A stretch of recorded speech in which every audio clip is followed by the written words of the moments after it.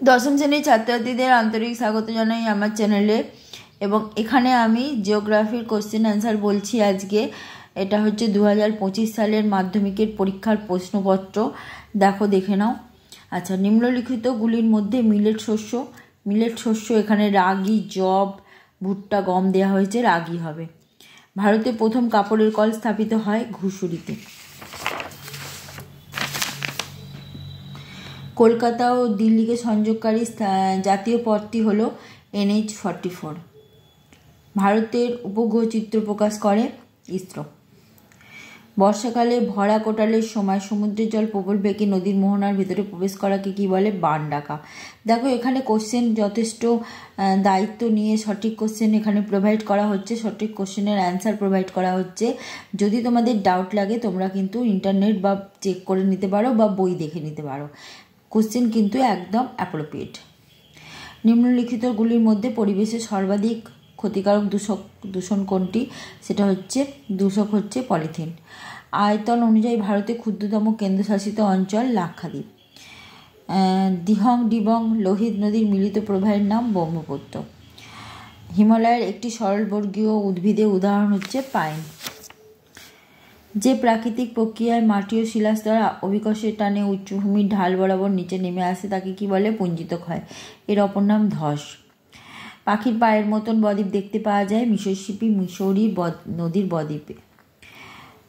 দক্ষিণ গোলার্ধে সমুদ্র স্রোত বাম দিকে বিক্ষিপ্ত হয়, তার কারণ পৃথিবীর আবর্তন। সেরকমই উত্তর গোলার্ধেটি ডান দিকে হয়। অধঃক্ষেপণের একটি উদাহরণ হচ্ছে স্লিট। ক্যারিবিয়ান সাগরে সৃষ্ট ঘূর্ণবাতের নাম হচ্ছে হ্যারিকেন। এখানে শুদ্ধ অশুদ্ধ চিহ্নিত করতে বলা হয়েছে, এগুলো সবগুলোই শুদ্ধ আছে। ভূপৃষ্ঠ সংলগ্ন বায়ুস্তর উত্তপ্ত হয় বিকিরণের সাহায্যে, ঠিক।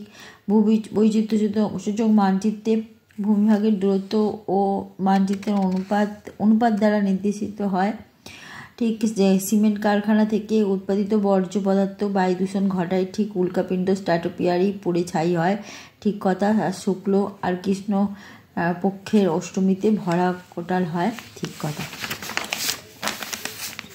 পরের কোশ্চেনে আসি।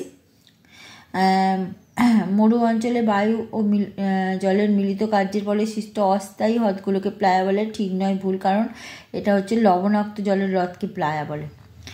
হিমবাহের পাদদেশে নুড়ি বালি পরি সমভূমিতে বেট বলে, এটা ঠিক নয়, ঠিক আছে। আচ্ছা, উপযুক্ত শব্দবশী শূন্যস্থান পূরণ করতে বলা হয়েছে। গ্রীষ্মকালে উত্তর পশ্চিম ভারতের ধুলো ঝড়কে আঁধি বলে, আদি নামে পরিচিত। উপগ্রহ চিত্রের ক্ষুদ্রতম এককের নাম পিক্সেল। আচ্ছা, পিক্সেল কথাটা, ঠিক আছে, PIXEL, পিক্সেল। আচ্ছা, চন্দ্র থেকে পৃথিবীর দূরত্ব যখন 3.56 লক্ষ কিমি হয় তখন তাকে লুনিয়ার অবস্থান বলে। পারমাণবিক শক্তি উৎপাদন কেন্দ্র থেকে নির্গত বর্জ্যকে তেজস্ক্রিয় বর্জ্য বলে। আচ্ছা, নদী দ্বারা কোন পদ্ধতিতে? ভাসমান পদ্ধতিতে। অদ্রবীভূত সূক্ষ্মপলি বালি কাদা পরিবাহিত হয়। বায়ুচাপ পরিমাপক যন্ত্রকে ব্যারোমিটার বলে। যে প্রাকৃতিক প্রক্রিয়ায় ভূপৃষ্ঠের উপরিভাগ ভূমিরূপের পরিবর্তন হয় তাকে বহির্জাত প্রক্রিয়া বলে। আচ্ছা, এখানে হচ্ছে গ্রীষ্মকালে উত্তর পশ্চিম ইউরোপের বন্দরগুলো কোন উষ্ণ স্রোতের প্রভাবে বরফমুক্ত থাকে? এটা হচ্ছে উত্তর আটলান্টিক স্রোত। কাশ্মীরে প্রবাহিত নদী ঝিলাম মানে বিতস্তা কোন নদীর উপনদী? এটা সিন্ধু।